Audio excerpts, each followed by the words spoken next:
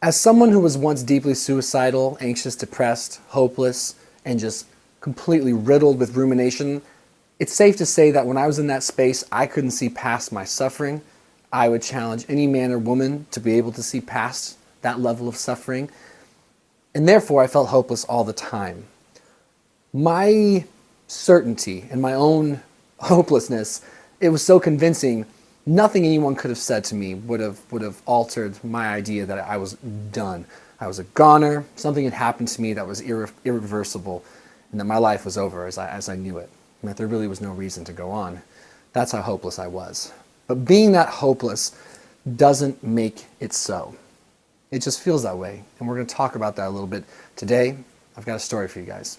So I'm working with someone through my Patreon account who is really struggling with this feeling of hopelessness and just can't get over how hopeless they feel and the likelihood that they'll ever get better. And something that we do when we're acutely in the shit, when we're really struggling, is we need constant reassurance that we're going to be okay. We constantly don't believe we're going to be okay, and so we put that energy out there, and then it is my job, and it is the job of anyone supporting someone with mental health to reciprocate hope and consistency and assertiveness that that person's going to be okay. Don't take their hopelessness personal. Understand that you can hold their wellness in your consciousness for them until they're willing to perceive it themselves. And in this thought of like, man, I remember when I was in that space, when I was in the space where every day I needed to be told I was going to be okay. Every day I was vocal about the fact that I didn't think I was going to be okay, and I let people know why. And I basically was trying to convince other people to agree that I was hopeless. And so I'm working with this person on the topic of hopelessness, the common ground a lot of us have in feeling that way, and why it's normal, and why feeling hopeless doesn't make you hopeless. And a story came up, and so I want to tell you that story. There's a man I featured on the channel who I will pimp out on my channel all the time. His name is Douglas Block. Douglas is one of those guys that helped me get through my depression. He ran a support group, he still does, in Portland, Oregon. He wrote a book that I connected with when I was in the psych ward back in the day when I had my breakdown in 2011. And he was the first person I trusted had been through bad things. He was the first person that I thought understood what I was going through. And what I want to do real quick before I tell the story is I want to paint him as this champion of mental health, this knight in shining armor for those like me and like many of us who, when hopeless, can't see out of that hopelessness and are basically just reduced to being these like just delicate children. That's how I considered myself when I was at my worst. I went from being like a man to like a baby who's just scared, very in pain, very scared. And Doug nurtured me through that. He educated me, and he held my wellness in his mind's eye while I couldn't do it. He was this rock. The reason this story is so important to me and why it's helping this person I'm working with through my Patreon and why I hope it can help you is because if you can imagine Doug being the Superman of mental health recovery, and then in 2015 he had his first breakdown in many, many years, almost 20. The reason I bring this up, and he details this on his YouTube channel, link in the description, he's very open about this, is that our dynamic switched in 2015 when Doug had his breakdown. A dark night of the soul came after him again, and this guy who was just this champion of mental health, he was the goal. He was reduced once again to being one of those people who didn't believe they were going to be okay, who questioned the likelihood of ever feeling okay, who was so overwhelmed by the level of discomfort that he was in physically, mentally, and emotionally because of his now newly acquired mental breakdown, major depressive episode with panic and anxiety, that he needed me to tell him every single time we spoke, many times a week, that he was going to be okay. And he would try to convince me that maybe he wouldn't.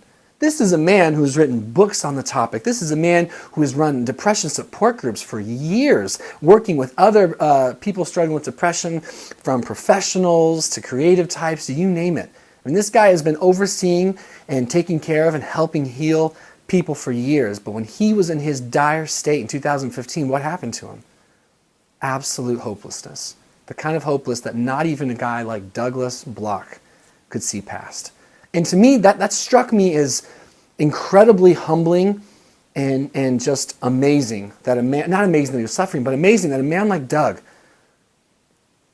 he couldn't be convinced outside of his hopelessness. So why would any of us ever try to be convinced that we are going to be okay when we feel hopeless? And I'm happy to tell you that Doug's doing great now. Great. He is way back to being his normal, silly, quirky, brilliant, loving, and helpful self. And it took him a couple years, and he went through a lot. And we had to see him through hospital stints and medications. He even did ECT. It was bad, and it was heartbreaking to see him that way. The guy that got me out of my depression, but I was now stable enough to help him just by being there, by talking with him, by reinforcing that he was going to be okay. I must have told him 100 times, I believe in you. I know you can get through this. And he would try to convince me, I don't think so. This one feels different. He would go to great lengths to see if I could join his side, which I never did, and I never will for this person I'm working with on Patreon. I never would for you on this platform if you ever reached out and said, I know my situation's hopeless. I just don't buy into your hopelessness, just like I would hope that anyone who was working with me, supporting me, giving their heart and their energy to me would never buy in or give in to my hopelessness either. Being hopeless doesn't make you hopeless. Depression and anxiety, depersonalization, OCD, schizophrenia, bipolar, this shit is powerful. Powerful. It can take someone with a weak constitution to extremely hopeless, desperate, scary places, and it can take others with an incredibly, notoriously strong constitution, like our good friend Doug, who's been through this a million times and seen himself come out of it, to the same exact hopeless space. Don't take it personal that you don't believe you're going to be able to get better when you feel bad, when pain has been building up in you, when minutes turn to hours, turn to days, turn to months. It's exhausting. No one would expect to feel better. No one would expect it's ever going to end because we get beat up. That's why we have to put so many resources in place. That's why we have to gear our lives around surviving this, because it is too much. The whole thing is too much. It's a wonder that we get out of it, but we do. And when we do, we don't care any longer what happened. You can accept your wellness and get lost in that, just like you can get lost in your illness, your sickness. So I wanted to share that with you in case you felt hopeless like I once did, like Doug recently became in 2015. And he is now once again continuing his work as a champion for depression and anxiety. Everyone I've ever worked with, met, come to know, I felt inspired by, has gone through that same thing, and it's incredibly normal. It sucks, it's terrible, and I wish it wasn't this way, but it's normal. So I'm going to say it one last time before I let you go. Feeling hopeless doesn't make you hopeless. Trust me, okay? Be brave. Be sure to check out my Patreon if you happen to want greater access to me, even if just messaging back and forth, or one of the reward tiers that you think might work for you. Trying to turn this whole thing into my full-time life, and I feel proud of that. I don't feel any shame doing that. But if not, thank you for being here. Thank you for engaging with me here and being a part of this. You absolutely are the lifeblood of this whole experience for me, and I appreciate you so very much. And be brave and make sure you're getting the help that you deserve. And I will see you guys in the next video. My name is Noah. Adios, amigos.